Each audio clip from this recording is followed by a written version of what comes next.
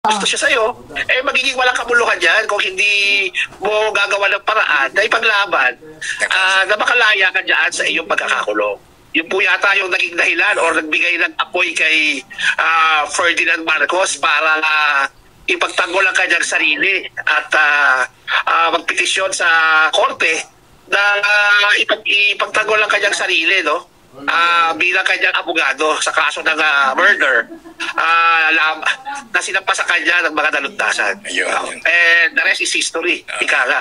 Pero doon nga sila nagsimula and probably yung sinasama siya ni Nana Josefa dahil influential nga naman kasi ang mga Ortega even before na naging influential itong si Ferdinand Marcos.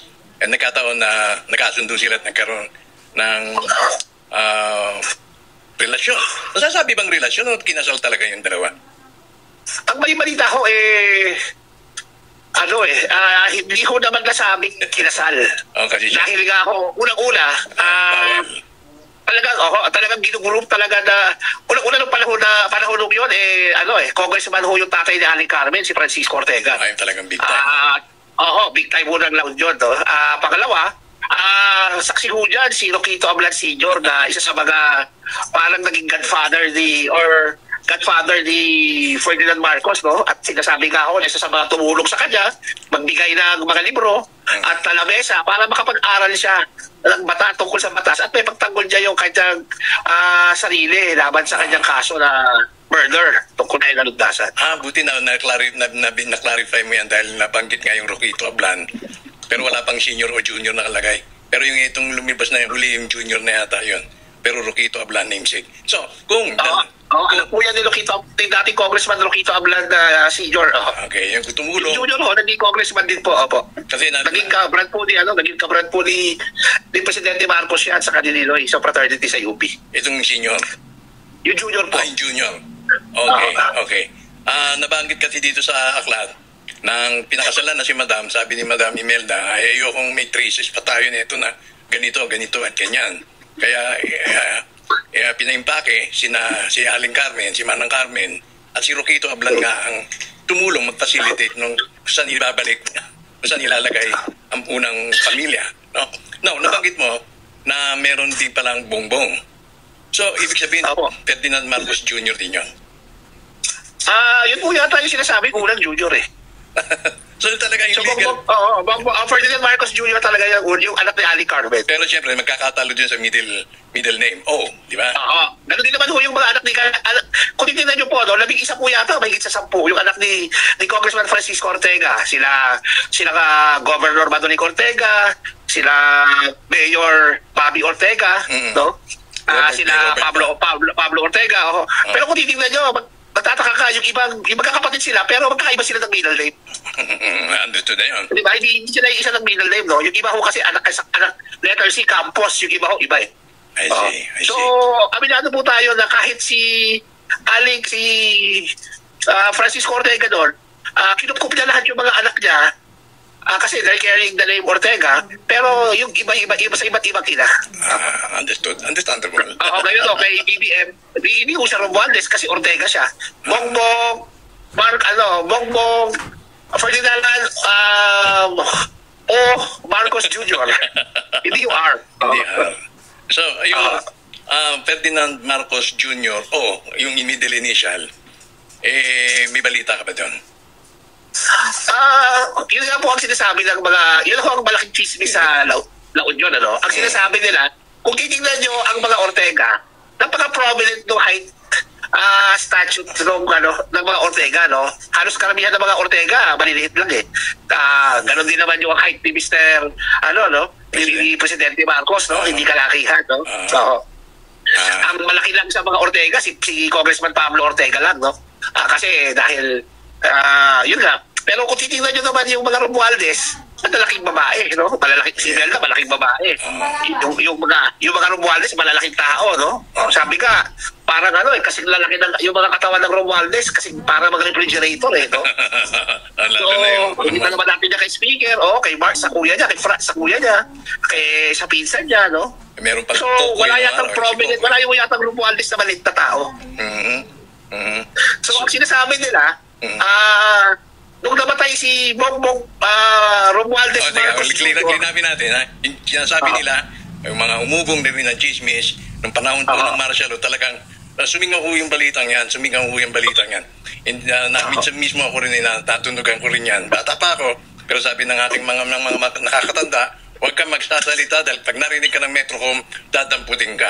O ganun ang instruction ng araw. So ito, ang isasalaysay mo, Mr. Sinukuan, ay base sa mga ugong-ugong at istorya lamang. Sige, tuloy mo. Itong story na to, narinig ko nung kabataan ko din eh. Dahil puro loyalist po yung mga tao nakakasalamuha ko. Sige. May mga nagsabi na may nakaaway si Bongbong Romualdez Marcos sa London na disgrasya. At ito ay isang anak ng royalty. So, by default, wala silang nabalikan yata siya. So, napatay din si Bongbong Romualdez Marcos. Yung parang sila, yun ang balita naman, sinaksak sa bar, no? Yun ang storya. Ngayon, siyempre, kailangang palitan. Dalawa naman yung Bongbong. Di ba? So, pwede naman publicly, walang choice si Imelda, kundi tanggapin yung katotohanan na, di ba, ilabas publicly yung unang anak ni Presidente Marcos kay Ali Carmen. Okay naman na, basta Carmen Ortega, wag lang Carmen S. Siguradong magagalit si Mata. S niya, okay na ako kasi nauna. Wag lang yung S na segunda. Okay. Doon nga, umugong din yung balita na yung unang Bongbong ay yung Bongbong na R, si Bongbong R, nabaril pa nga niya daw si Victor Wood. Doon sa Lanay Club, dahil sa babae, bla bla bla. And para hindi na kumalat yung balita, pinapunta sa Amerika si Victor Wood. May mga ganyan. Pero alam mo, nakausap mo mismo si Victor Wood eh. Nakaharap ko, tinanong ko, totoo ba yun? Ayaw talaga niya magsalita dahil meron daw siyang NDA, non-disclosure. Non-disclosure agreement. Mukhang malaki mo yata ang areglo. Malaki. At talagang ayaw niya na, nirespeto na lang niya yun. Binaon niya na talaga.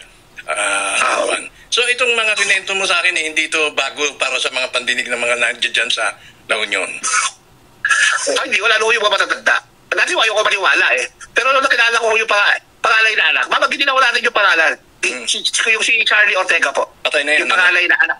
Oo, patay na po. Pinatay po siya. Ang balita na po dahil nga po doon sa mga dokumento, kaya po nagbuhay siya ng buhay. No? Hindi ba natuntun kung sinong yumari? Hindi po, pinasok po sa bahay eh. Parang kwarto mismo pinatay yung tao. Parang burglary lang, ganon. Pero pero yun nga ako, wala namang kinuhang mga gamit kasi may Rolex na solid gold yun, may bracelet na may diamond yun, hindi naman nawala, no? Ang hamulo talaga ay yung mga parang yung mga dokumento ng mga deposito ni Presidente Marcos sa bangko. Kasi for a time, yun po yung kasi yung mga tinatransact dyan,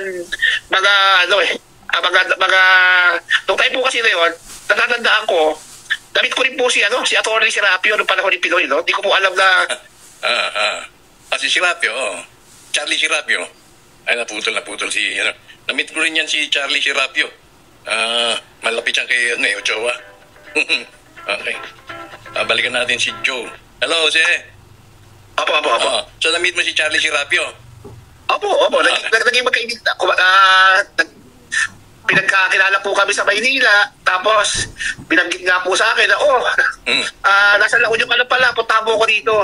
Sa Malacanang. Nagkataon naman po na yung kinakasama niya, malayo ka mag-anak namin. So, napagkasunduan na, kumbaga, naging malapit po kami. At yun nga po, matagal din, siguro, mga 2 years din, no? 2 years din kami close. Sabi niya, tulungan mo nga ako. Sabi niya, Jose, tulungan mo ako kasi, alam mo naman, medyo matanda na ako, hindi siya gano'ng makalakad eh, no? Ang dami lumalapit sa akin. Ikaw nga gumawa ng mga dokumento, itong mga funding na yan, mga memorandum of agreement. Sabi niya, pagkakatiwala ako sa iyo. So, may mga kinukwento niya nga po. May mga pinakita siyang pati yung Marcos Foundation na trust deposit sa Maybank, no? Sa kanya ko buo lang nakita yan eh, no?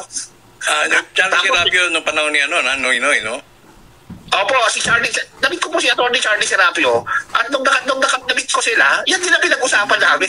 Tungkol sa pera, tungkol sa mga deposito ni Presidente Marcos sa iba't ibang bangko, lalo na yung mga deposito niya sa China, dito sa Asia, no? Sa China, sa Singapore. Yan po yung pinag-uusapan. Sa Taiwan, pinag-uusapan namin yan. Sabi niya, willing ka ba? No? Tapos after po nun, wala po sa isip ko, di ko naman po alam. Sinabi lang po na kaibigan ko na nag-drive sa akin, uy, di mo ba alam kung sino yung ka-meeting mo? Sabi ko, hindi. Sabi ko gano'n, alam ko, pinsan lang ng kaibigan ko na may-ari ng bahay. Sabi niya, pare, ano yan, advisor ni Presidente Aquino yan. Sabi niya, kita mo yung driver, taga Malacanang, PSG. Ha? Hindi ko ano pinag-usapan nyo? Sabi ko, tungkol sa pera ni Mr. Marcos, pinakita sa akin yung mga gold plate na deposit, no? Yung gold deposit na nasa gold plate, na scan copy, no? After po noon, napakilala din sa akin si Charlie Ortega, ano? At napag-usapan din namin yun. At yun nga, nabanggit din ni Kuya Charlie, nagkita rin, nag-meet din sila ni Atty. Serapio. No? At sinabi nga ni Kuya Charlie na willing naman siyang tumulong para kahit papano ma-access yan, ano na yan, yung mga kayamanan na yan para sa ikatataguyod ng mga kapakanan ng mga Pilipino para sa gobyerno. So during that time, sabi ko sige po. Kaya po, nakwento po yung istorya kung sino yung nanay ni Kuya Charlie, si Aling Carmen, panganay na anak, siya ni Aling Carmen, sa kanilang magkakapatid, no? So, yung ako, may kapatid pa silang babae. Hindi ko lang alam kung 2 o 3 silang lalaki. Hindi ko po alam, hindi ko nabasa yung libro ni Mijares na yun tungkol kay Presidente Marcos at sa mga anak niya. Kung pinaalis sila sa bahay sa San Juan, bago lumipat si Imelda Marcos. Anong year na patay itong si Charlie Ortega? Mga during the term of Noynoy ba? Hello, Joe? Jose?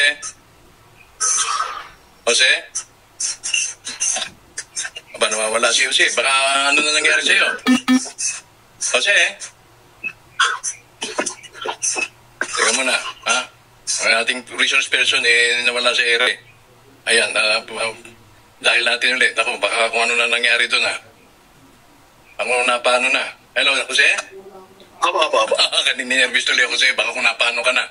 So, panahon ni Noynoy Aquino napatay itong si Charlie Ortega. Tama po, opo. Okay.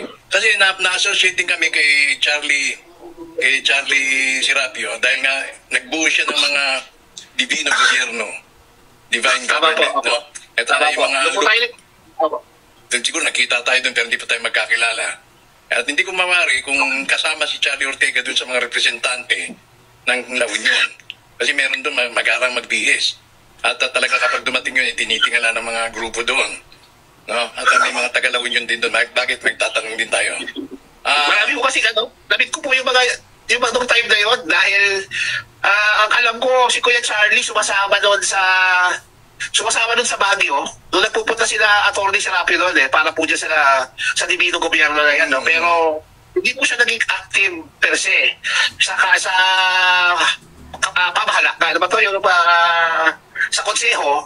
Kasi ang inano niya is para lang po para lang makatulong na mabuksan yung iniwang kayamanan ng dating yung Pangulong Marcos na kanyang ama. So, sinasabi nga, isa siya sa mga pinagkatiwalaan dahil siya nga po yung kauna-unahang anak at lalaking anak ni Presidente Marcos. So, pero to cut the story short, walang nagawa itong si Charlie Ortega sa tangkang pagbuksan yung kayamanan na yan.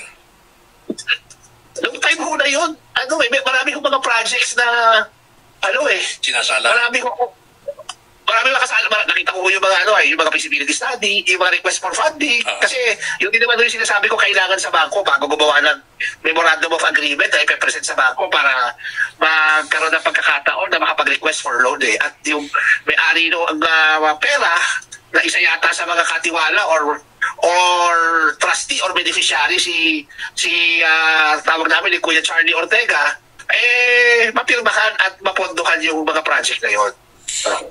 At yung nga po, dahil ang nga po ng matandang tatay niya, di Presidente Marcos, dapat dadaan sa mga kapatiran espiritual yung pamamahala sa mga proyekto na yan. Okay. Now it's making sense, no? Sa akin, dahil nga nung panahon na yon, nag-elect pa ng, kumbaga parang katumbas na Pangulo ng Pilipinas dun sa spiritual realm. Nandun ako. At sinuportahan niya ng opisina ni Charlie Serapio bilang parang mayroong Office of Spiritual Advisor nga gano'n. Pero po naging opisina yan sa Malacanang. Sa Malacanang. Sinuportahan po ni Pangulo. Sinuportahan po ni Pangulo, ano po yan, Aquino. Aquino si Junior. Yes, nagpupunta kami doon. Siguro nakarating ako doon ng mga 3 beses na. Pero, hindi lahat ng mga miyembro ay nakakalam kung ano ang tunay na layon ng opisinang yon. Basta, ang sabi lang kailangan tayo magkaroon ng divino gobyerno at kailangan yung grupo, aksyon ng magdalo at ng ano ba yung katumbas ng katapat ng magdiwang ay kailangan magkaisa na. Dahil yung magsama dahil yan daw ay isa sa mga naudrot na tinatadhana ng ating bansa na hindi natupad ng mga panahon yun dyan doon sa Baraswain. So ni-recreate yun, kasama ito si Trillanes at yung yes. So yun pala ang tinutumbok. Para lumabas yun at may gawad, kinakailangan magkaroon ng divino gobyerno. Ayun pala yun. At kailangan, at magkaroon nga po yan, kasama po dyan yung isa sa mga alitagtuli na magkaroon ng nationwide caravan, no? Spiritual caravan. Ginawa nila yan. Kailangan kasama yung presidente na si Inco, Jinko ng taga-Davao, Davao City. Siya nabunot palabunutan lang yan Doon ginawa yan sa Pope Pius, no? Now, so, nang mamatay si Charlie O, wala tayong narinig pa tungkol dun sa kay Ferdinand O. Jr. Wala tayong narinig doon. Ang pinuano namin yun si ang BBM lang, kasi kung titingnan, lagi ka namin sabi, Kuya Charlie, bakit magkamukha kayo ni BBM? Pagkasinlaki pa kayo, di ba? Kasi, natatawa lang siya, no? Sabi ko, hindi yata Romualdez si BBM kasi maliit na tao di ba? Walang Romualdez kasi na maliit So, yun yung kumakalat na chismis na ang ating Pangulong Ferdinand Bongbong Marcos, Ferdinand Bongbong Ortega / Romualdez Marcos Jr. Ay isang Ortega na anak ni Alec Carmen. Kaya nga po, nung election po, lumabas din yung challenge na yan ni Lenny Robredo na magpa-DNA si BBM kung talagang anak siya. Ang mali lang po kasi, ang storya po kasi, cloned daw siya. Pero, ang pinakamalapit po na sinabi ni Kuya Charlie, hindi naman gagamit si Presidente Marcos ng isang tao na magre-represent sa kanyang anak kung hindi niya rin anak Tama. So, kasi, alam mo yun, napakalaki ng papel na gagampalan niya, so kailangan may dugong Marcos din na nananalaytay sa kanyang mga Absolutely. Mga ugat. Opo. Absolutely. Naniniwala ako dyan, Jose. Na kung pagdating sa legitimacy, illegitimate na Marcos naman siya. Pagdating sa... legit siya, di ba? Kung hindi man ang nanay niya si Imelda, kung nanay naman niya si Carmen, illegit naman yan. Ang issue lang... legitimate siya kasi first family niya. Tama. Kung baga tatadhana, na itsakwera man yung una, bumalik, nag-rebound. Bumalik siya. Oo. Yun ang nagbalik. Yun ang nagbalik sa pangalan ng Ama. Yes. Kasi wala na akong magbabalik kay Imelda dahil namatay yung inaasahan ni Imelda Correct. So, kung meron naman siya anak na sumunod na lalaki na bunso, hindi rin po ubra. Kasi ang line of succession dapat si Kuya Charlie, pangalawa yung susunod sa kanya, tapos sakalang dadapo kay Imelda Tama. Yun ang traditional line of succession. Tama ka dyan. Line of succession. So, kung yung tadhana, kasi nga, kailangan mapangasawa niya si Imelda para yun ang mag-aadit sa kanya doon sa tugatog ng kanyang ambisyong politikal. Nangyari yan. Nagkaroon nga ng manipulasyon dahil na sidestep na yung unang kinakasama na itong Ortega family. Ngayon, sa pagkakataong ito, matapos ang kalahating siglo, bumalik, nag-rebound. At kung tama nga itong ating pinag-uusapan, itong ating mga hinala, doon na siyempre hindi naman ito makukonfirm sa anumang paraan, bumalik na talaga doon sa unang kamada, kumbaga.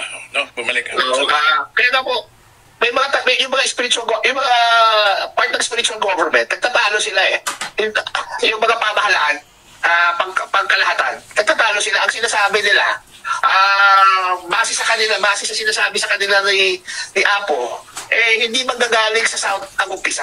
Kasi nga ang ulo, Norte. Kung titingnan natin yung mapa ng Pilipinas, di ba, humuhugis tao. At ang Norte, ang humuhugis ng ulo. No? Sabi nga, ang mag-uumpisa yan sa ulo. No? Ang pag-uumpisahan daw yan, naud yun. Dahil yun daw yun, unity, no? Pagsasama-sama. So, unity, the spiritual unity will be ignited and started in La Union. Sakto naman, yung funding na in-expect nila, doon di mabubuksan dahil na kay Kuya Charlie. Nasaan na ba nasaan na ba si Charlie ngayon? May balita ka pa? Patay na. Hindi, si Charlie Ortega, okay. Now, sa tunog mo, may nabuksan ba? May lumabas ba kahit konti? Kahit halimbawa sabihin mo na 500 billion. Alam ko ba may lumabas sa panahon ni Kuya Charlie kaya pinatay siya eh? Naalam ng Aquino yan, ng administrasyon nila. Hindi nakawala sa utak nila si Rapio, gano'n kaya? Oo. Sa pangalawa, yung istorya ng 3,000 metric tons na gold bars galing na settlement na nasa Thailand ngayon, kaya lumabas yan dahil wala naman pwedeng mag-authorize na pipirma dyan dahil hindi nakapangalan kay Presidente Marcos yan. So, isa sa mga trustee hindi nila kilala, si Manong Charlie.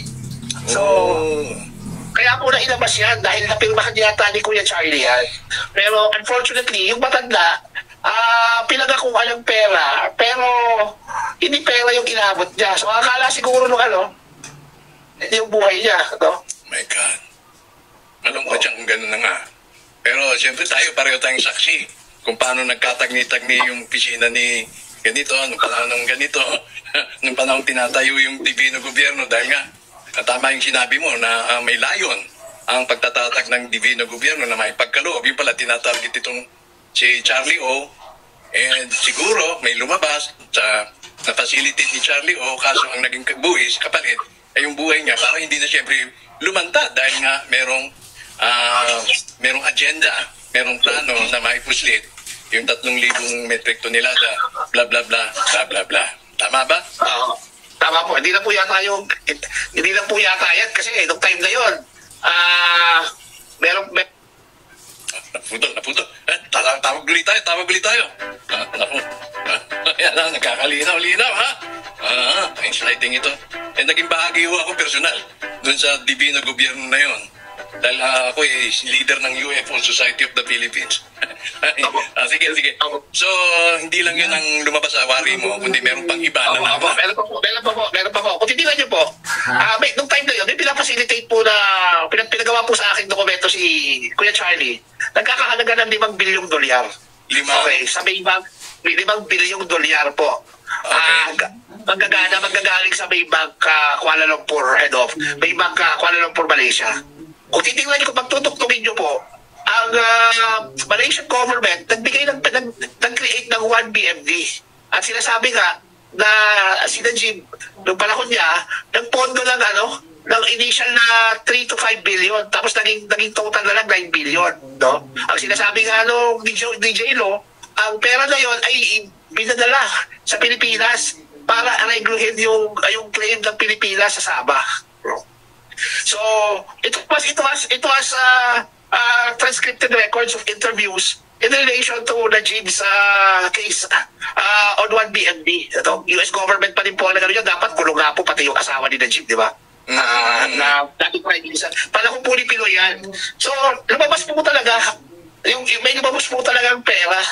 Unfortunately, yun nga po kinamatay ni Kuya Charlie yan. At pangalawa, pinasilitate talaga yun nga po kasi ang kailangan may spiritual component ito, no? Unfortunately, hindi naman, nawala kasi nagkaroon din po ng hindi pagkakaunawaan sa mga matataas na namamahala ng spiritual government. Linawin ko lang, yung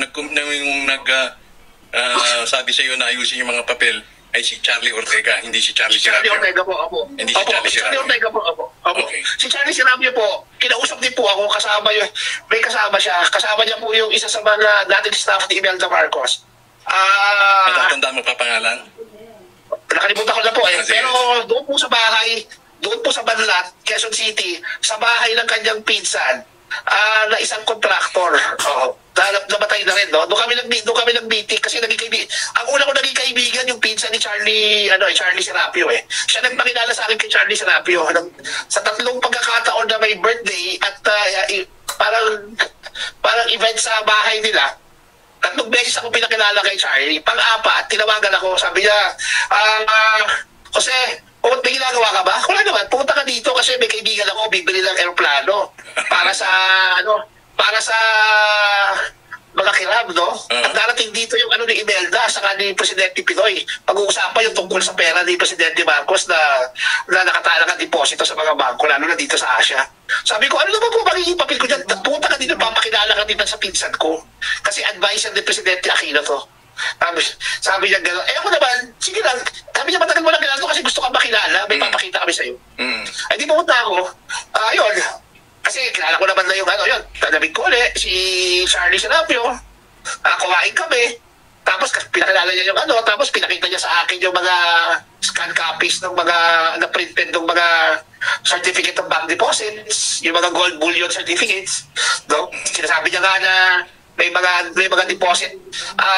The Pinoy and the present administration is moving forward with the Marcoses to eventually access these particular accounts in favor of the socio-economic development projects for the Filipino people. Kaya kung titignan natin, bakit si Bongbong Ortega Marcos Jr. naging kandidato ng administrasyon ni Pinoy bilang senador at nanalo? Hindi mo ba kayo nagtataka? Hindi ko alam yan, ha? Hindi ko alam yan. Kaya tumakbo si Presidente si Bongbong Marcos bilang senador at nanalo. As a guest candidate ng noong 2000. Administrasyon Pinoy, ni Pinoy. Dinala na si Pinoy, So may kinalaman si Charlie kaya doon, no? Yung relasyon nila. Correct. Kasi po, kanang-kamay po ni, hindi Paquito Ochoa ang nagdala po sa Malacanang kay Charlie Serapio, si Paquito Ochoa. Yes, I agree. Ay, parehas silang taga-Ateneo, di po ba? Oo. Tama ka doon. Wow. Parehas yata silang Ateneo, no? Kaya kasama nila sa alma mater nila magkasama si Lisa Marcos, si Atty. Lisa Marcos sa law office. At the same time, kami common friends, mag-common friends sila. Isang part of the arrangement po lahat yan. Yun ang nangyari. Pero siyempre, hindi may tatatwa o magtatago na may mga nakalabas na ginto meant sana doon sa mga social projects, nagtayo pa ng Divino Gobyerno. Kaya pala, parang nanamlay na nung bandang huli, ang Divino Gobyerno ni Charlie Serapio dahil siguro may lumabas nga. Isa sa mga nakasama pala namin, naalala ko si Rakanan. Ang isa po talaga sa matagal na naging spiritual na malapit sa Pangulong Marcos at kay Imelda, si Rakanan ng Ilocos Norte. Yes. At pangalawa, yung mga maharami ka dyan sa Visayas, di ba? May mga grupo. May dato pala ako. Wala kung natatandaan nyo. Basta, ang hindi nila alam kasi, yung isa sa mga kaibigan nila, Atty. Serapio, sa kanila, sino may binanggit nyo? Rakanan. Nakasama ni hindi po, yung isa pa, yung kasama ni Serapio. Nakalimutan ko, nabasahin ng mga naalala ko. Nabanggit ko kanina. Okay. So, dati ko kasi ng panahon ni FBI. Kasi Inko. Yung may-ari ko ng basta pati adya pa ako silang economist na ako nun kasama sa sinakuhan, di ba? Yung mga Yes. Teka mo na, maiba ko. Naka-attend ka ba dun sa Pope Pius? Yung congregation dun? Nagdatingan kami dun Hindi ko ako sumama, pero alam ko po yun. Baka nandun ba si Charlie Ortega? Umaten? Opo, kasi nung nasa La Union, bago po, pagkatapos namin magkita ni Charlie, mga ilang buwan lang napunta na ako ng La Union Tapos, nung napunta na ako ng La Union, umakit po ako ng Baguio, pinakilala na sa akin yung mga taga-norte na mga kasapi ng Divino Gobyerno. ng pamahalaan ng Divino Gobyerno. Yes. Yung mga taga-PBMA, ayan. Yung mga kinamang grupo nila Cleo, mga lisanista, marami kasi grupo na, mga sinukuan, mga kanila di Amor, mga ano ba to? May tatad dyan, mga tatad, grupong tatad. May tatad, basta lahat na naging spiritual. Ngayon, doon sa lugar namin, meron silang advisor doon eh. Ako. Nagkataon naman, malapit ako doon. Yun ang umumpun sa akin. Para punta ako ng La Union. Ako. So pinag-uusapan sa harap ko yan. Dumadating po sa amin yung mga taga doon. Hanggang sa Baguio po. Dumating sila Charlie, Ochoa. Tapos yun nga po, napag-usapan na magkaroon ng meeting. At isa nga po sa nirekomenda ko, yung dating pare sa St. Louis. Ano ba alam mo? Leo. Ay, alam mo, nag-ano po siya, professor po sa St. Louis. Okay, sige. Alright. Tatay po nung tatay po nung kambal na singer ng Merit Bell. Okay. Sige ba, may medyo wrap up na natin ito. Ay, dun sa maliban kay Charlie, maliban dun sa Ferdinand Jr., wala ka ng balita kung may dun sa pangatlo o sa pang-apat kung naging apat nga man ang naging supling. Isa po yata babae. Yun ang hindi ko matrace kasi nung nasa La Union ako, tinitrace ko talaga mahirap po eh. Mahirap. Ang mga tao doon, medyo pag tinanong ko ba yan, ilang sila eh. Takot sila. Takot sila pag-usapan yan eh. Bakit kaya, no? Bakit kaya? Hindi kaya...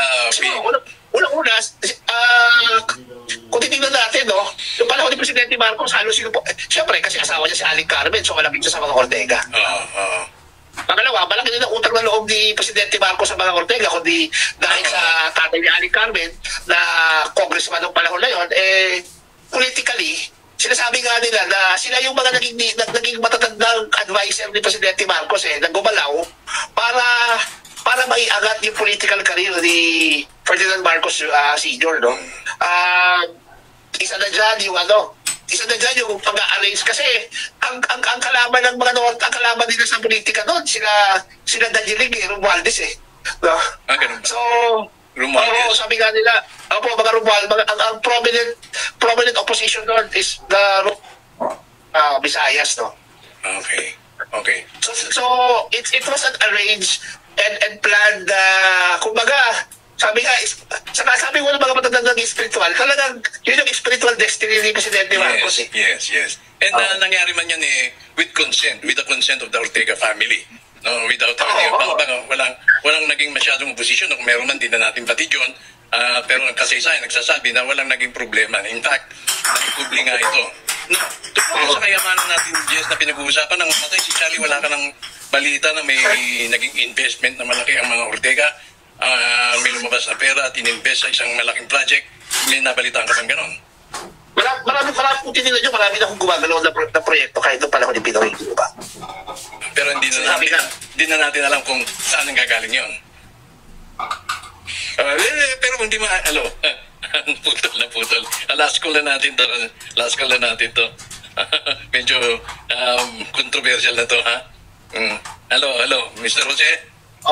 Medyo controversial itong tatanong ko sa iyo, pero nasa sa iyo kung sasagutin mo. Hindi. May mga malaking project na lumalabas sa pangunguna ng mga Ortega. May alam ka ba? O kung yan nanggaling mismo dun sa mga pinag-uusapan nating pondo, o sa yan talagang personal nila na angking yaman? Part ulog ka.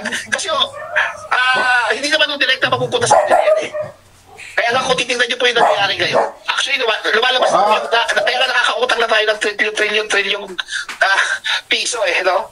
Bilyong dolyar na nakakautang tayo sa kung saan bangko sa ibang bansa. No? Kaya nga nagde-deficit tayo nagde-deficit funding tayo no? Sa budget natin no? 4 trillion lang, 4.2 ang collectible projected natin, pero uutang tayo ng kulang-kulang mahigit 1 trillion. Bakit? Di ba? Bakit ganun? Nag-umpisa po yan. Nag-umpisa na po yan ang panahon ni Pinoy Tapos nagawa rin gamitin yan ni Presidente Duterte noong panahon ng COVID. Bakit tayo nakautang? Di ba? Anong dahilan? Pero sabihin, lumabas na po yan. Kasi yan po yung sinasabi nga po, nabuksan na po ng mga kapatirang espiritual yan. Ang problema lang, hindi nabigyan ng pagkakataon ng mga kapatirang espiritual na maitaguyod yung divino gobyerno na aktual, no? Pero yung divino gobyerno na espiritual na gumagabay sa kayamanan nila, lumabas na po yan. Kaya na sinasabi na maluwag na po ngayon, kahit ngayon di ba? Nabibigay na nga ng pera sila speaker di ba? So, ang problema lang po kasi, meron po kasing kaakibat na responsibilidad yan na spiritual na hindi nila naiintindihan. Di ba? Kasi yung pera na yan, intended yan para pakinabangan na sa bayan ng Pilipino. Ngayon, pag kinupitan mo yan, todas ka at todas yung pamilya ko. Di ba natin Yun ang hindi na naiintindihan. Nangyari na nga. May una nga na todas, di ba? Hindi pa nakakaupo si BBM na todas na. Ito may tanong. Todas na. Kasi siyempre, siya yung nagpasimuno niyan eh. Ito sabi ni Kasi Pinoy ko Saka si Presidente Aquino po, namatay po sa bahay mag-isa. Correct. Yun ang aking pinatutukoy. Yun ang nakakapagtaka. Paano namatay si Presidente Aquino na mag-isa sa bahay? Di ba? Kahit may sakit ka sana, may nakadikit sa'yo na nagbabantay. Di ba? Umaalala yun sa'yo. Baka inatake ng espiritu. Correct. Kasi lumabas na yan doon eh. Yes. Di ba? Unfortunately, nabudol yata si Presidente Aquino. Bakit? Yung mga tao sa paligid niya. Di ba? Ginamit lang yung ano niya, tapos napabayaan. Yung pala may lumabas ng pera. Oo. Umugo nga yan sa Divino Gobyerno dahil nung mukhang okay na, unti-unti nang nag-dissipate. Ito sabi ni Danny Rioveros, good evening Anton, kung tama ang pagtansya ko, kung may 4 na anak na si FM kay Carmen, mas matanda po itong BBBM. Kasi ikakasal pa lang sila ni FM at Imelda kung meron na siyang spling kay Ortega. Tama po. So yung edad nito hindi na yun ang saktong edad, ganun ba? Hindi na. Mas matanda yan. Mas matanda tong si Presidente Bongbong Ortega Jr. Marcos. Siyempre, gusto na hugayin yung mga facial surgery, no? Napapabata na po kasi sama sa teknolohiya. Pero makikita nyo minsan, may mga time na lumalabas yung puting buhok ni Presidente Marcos eh. Tsaka talagang... Sa ating tinitignan po natin talaga, kung makikita nyo yung mga Ortega, kamukha niya sa height eh. Kahit si Kuya Charlie, kung nakita nyo, maliit lang si Kuya Charlie. Halos magkasinlaki sila ni BBM. Yung BBM na kakilala natin. No, wala ko nakita ng Romualdez na maliit eh. Malalaking tao po yung mga Romualdez eh. Ngayon, bilang last question ko na lang to sa iyo, Jose. Na yung mga pagtansya kasi, no, bago maging Pangulo, si PBBM, Reuters mismo ang nagsulat nito. Ang sabi, pag nanalo daw si PBBM, lalo daw matatakpan yung hinahanap na kayamanan. Kasi poproteksyonan siyempre ni PBBM ang kayamanan niya na hindi masiwalat sa publiko dahil nga may mga umugong na ito ay mga nakaw na yaman, etc. Sa tingin mo, totoo? O talaga namang may lumalabas na hindi lang ipinaalam sa atin? Bilang last question ko sa iyo, Mr. Sinukuan. Alam niyo po, matagal nung inasahan ng mga matatandang nag-spiritual yan na nakasama ni Presidente Marcos to. Marami hong nagbantay, nagtsaga. Ako po, naniniwala ako na lumabas na yan. Pero hindi lahat yan. At naniniwala ako na tama yung Reuters sa pagsasabi na pag-upo ni... hindi naman nakaisip yung pag-upo ni BBM, ano na lang yan eh. Simbolismo lang po eh. No? Kasi hindi talaga ma-access yan kung hindi makakabalik yung pangalan ng Marcos eh. Kaya nga dapat sinabi nga natin, dapat nga hindi si Ivy hindi si BBM ang presidente ngayon eh, si Sara Duterte, di ba? Bakit nag-give up si Sara? No? Di ba? Walk in the park na si Sara bilang presidente. Anong napaka-significant issues doon? May spiritual issues po kasi na kasama dyan eh, no? May mga parang maniwala ba kayo? Hindi, parang may mahika-mahika. Talagang yung mga spiritual, gumagalaw sila. Diba? Si BBM, simbolismo lang yan. Parang palatandaan lang na, umpisa na. Ngayon, kung mapapansin nyo, di ba, maluwag na pera, nabibigay, di ba, reklamo na nga eh. Kabi-kabi na, akip, di ba? Lahat na eh. Habang nabibigay ng pera, nagpapasasa naman sa pera yung mga politiko na nakikinabang dyan. Yan nga lang. Okay? Unfortunately. Pero problema na nila yan kasi yung spiritual naman ang balik na nakaakibat dyan eh. Yun ang sinasabi namin to. Having said that, tama rin po na yung habang tinatago ni BBM yan eh, the more na magiging issue sa kanya yan eh. Kita nyo, hindi po gumaganda yung sitwasyon ng pamamalakan niya ngayon. Di mo ba? Marami biglang nagkaroon ng issue kay Sara Duterte, no? Sa mga Duterte. So, hindi na po issue political yan eh, no? Pangalawa, hindi na issue ng pera sa gobyerno. Kasi ang tanong, saan makinuha yung pera ng gobyerno? Oo, totoo. Diba? Saan nga ba umuugot ng pera, di ba? Kumbaga, maraming mga excess fund, kaya nga nung PhilHealth, hindi nga nagagalaw yan. yung mga yun, pero bukod doon, bakit yung gito na lang na ibinenta, bakit na ibenta?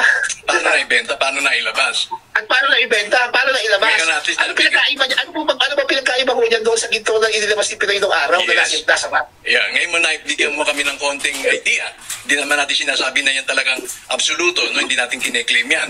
Yan eh, batay sa iyong analysis na may kinalaman malamang itong si Charlie Ortega sa pagpapacilitate ng kayamanan yan. Dahil ikaw mismo, isa ka sa mga first-hand witness kung sino si Charlie Ortega at ano ang mga dokumentong tangan-tangan ni Charlie Ortega. Okay, so maraming salamat sa Ginoong Sinukuan. Hanggang sa susunod sana, kapag may follow-up tayong pag-uusapan, ay mabigyan mo kami ng malalim-lalim at mapag-usapan natin itong dibino gobyerno na tinayo ni Charlie Serapio sa ilalim ni dating ES. ES, pangalan yan. Okay, anyway. Pakito Ochoa. At take note nandiyan po kayo si ES Pakito Ochoa sa administrasyon Marcos. Kasama ko ni First Lady.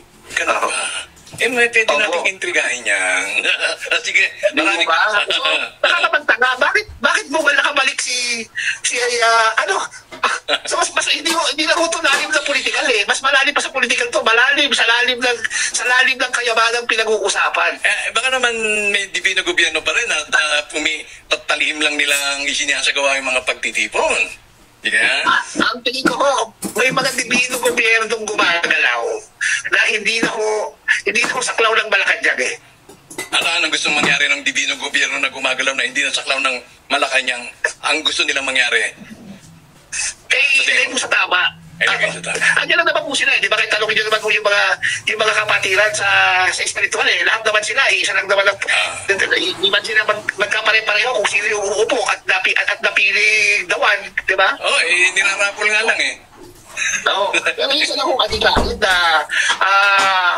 yung kayamanan na yan ay maging instrumento para sa ikatataguyod at ikakalaya ng mamamayang Pilipino sa kahirapan. Ito for the general interest ng publiko. Kasi isa sa mga resolution doon, ano ang itatawag natin sa Diyos? Isa yun bago magsimula lahat, dahil kapag kailangan nyo, para yun ang sabay-sabay na i-invoke, no? Yung pangalan ng Diyos. May nagsabi, Panginoon, Lord Jesus, mga ganun-ganun. Napagkasunduan, kung di ako nagkakamali, kabunyan ang gagamitin. Kabunyan. So yun ang i-invoke sa mga prayers. Whether we like it or not, opo.